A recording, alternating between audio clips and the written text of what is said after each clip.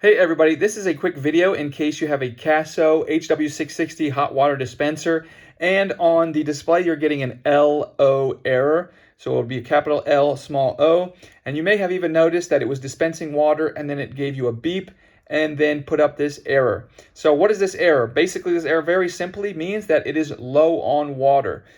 So it's either empty or low on water, and the only thing you need to do to get rid of this error and get things working again is to refill the water tank. Now, a couple things. If the water tank is already full, then you are going to want to check at the valve where the water goes out into the device and make sure there is no buildup of calcification or anything like that that could prevent the water from flowing out properly.